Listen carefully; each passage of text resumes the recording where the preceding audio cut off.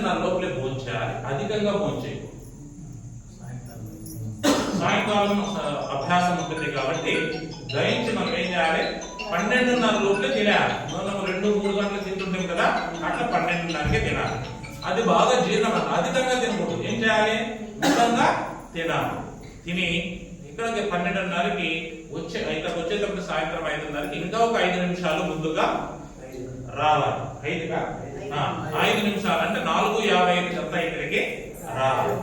వచ్చేటప్పుడు గ్లాస్ నీళ్లు కూడా తాగి ముందుగానే ఏం చేయాలి, ఒక బాటిల్లో నీళ్లు తీసుకొని ఒక బెడ్షీట్, కాటన్ బెడ్షీట్ ఉంటుంది కదా, ఈ వజ్రాసనం అయితే వేస్తారు ఫస్ట్. అప్పుడు వేసినప్పుడు నొప్పి వచ్చేదానికి ఉంటుంది కాబట్టి బాగా మెత్తగా కాటన్ బెడ్షీట్ ఉండేది కాదు, జారుకోకుండా కాటన్ బెడ్షీట్ అయితే జారు. మిగతావి వెల్వెట్, ఉల్లన్ ఇట్లా అయితే ఏమైపోతే జారుతాయి. అటువంటి బెడ్షీట్ తీసుకురావాలి. బెడ్షీట్ తీసుకుని ఒక పెన్ను, పుస్తకం, మీకు ఏదన్నా ఇంపార్టెంట్ అనేటువంటిదంతా కూడా ఏం చేయాలి, దాంట్లో నోట్ చేసుకోవడానికి వేయాలి. అన్న వాళ్ళైతే టీ షర్ట్ అట్లాది వేసుకోవాలి. ఇక్కడ ప్యాంట్ వాడితే వాడచ్చు, కానీ అది ఎట్లా ఉండాలి, బెండ్ అయినప్పుడు వాడినప్పుడు కండరాలని పట్టుకునేటట్లా ఉండదు. నిక్కర్ వేసుకొస్తే మేలు.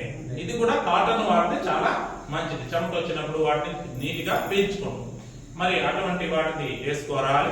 ఒకవేళ కొన్ని రోజులు అయిన తర్వాత అక్క వాళ్ళు మంచి టీ షర్ట్ ఇట్లాది బాగా చెమటను పీల్చుకుంటుంది. అటువంటి బట్టనే సమితి ఇచ్చేసింది. మరి అవి తీసుకుని వేసుకుంటే మనం బాగా సౌకర్యవంతంగా, మెత్తగా, స్మూత్ గా ఉంటుంది. ఇబ్బంది ఉండదు చెమట వచ్చినప్పటికీ కూడా. మరి అక్క వాళ్ళు వచ్చేటప్పటికి ఏం చేయాలి, ప్యాంట్ లూజ్ డ్రెస్ లో వేసుకొస్తారు కదా, అట్లా ప్యాంట్ ఉండాలి. తర్వాత ఇక్కడ పట్టి ఉండాలి. కాళ్ళు అట్లా ఎత్తినప్పుడు ఆ పట్టి ఎక్కడికి ఆగిపోవాలి, ఇక్కడికే ఆగిపోయేటటువంటి డ్రెస్ ప్యాంట్ వేసుకోవాలి.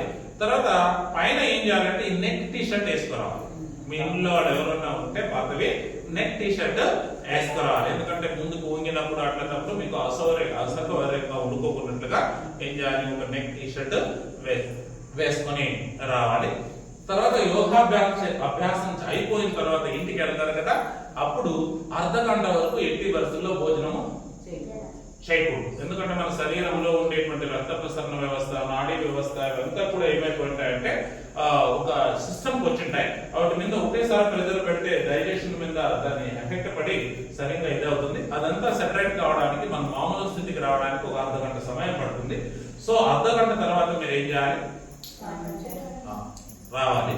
సో దీంతో పాటు మీకు ఏం చెప్తారంటే యోగ శాస్త్రంతో పాటు ఆహార శాస్త్రము, యోగ శాస్త్రాన్ని కూడా చెప్తూ యోగాసనాలతో పాటు నేర్పించడం అనేటువంటిది ఇక్కడ జరుగుతుంది. కాబట్టి మన సంస్కారాలు కూడా ఇక్కడ నేర్పించడం అనేటువంటిది జరుగుతుంది. ఇది యోగాభ్యాసంలో భాగంగా మనకి ఇది ఇచ్చేటువంటిది. ఇంకా మధ్యలో మీకు ఏమైనా డౌట్స్ వస్తే, ఇబ్బంది అయితే అటువంటివి శిక్షకులైనటువంటి అక్క వాళ్ళు, అన్న వాళ్ళని అడిగితే మధ్యలో మీకు కావాల్సినటువంటి సూచనలు వాళ్ళు ఇవ్వడం అనేటువంటిది జరుగుతుంది. మీకు ఏదన్నా ప్రాబ్లమ్స్ ఉంటే మాత్రం దాచిపెట్టకూడదు. అవి ఏం చేయాలి, వాళ్ళకి చెప్పాలి. చెప్పినప్పుడు ఏ ఆసనము, ఏ ప్రాబ్లం ఉండే వాళ్ళు వేయచ్చు, వేయకూడదు అనేటువంటిది వాళ్ళు సూచన చేయడానికి అనుకూలంగా ఉంటుంది. కాబట్టి మీకు ఏదన్నా ప్రాబ్లం ఉంటే వాళ్ళకి ముందే, లేకుంటే ఇచ్చిన అప్లికేషన్ లో అన్నా చూపాలి, లేకుంటే వాళ్ళకి చెప్పంటే ముందుగా వాళ్ళు మనకు అది చేయొచ్చు, అది చేయకూడదు అనేటువంటిది మనకు తెలుస్తుంది.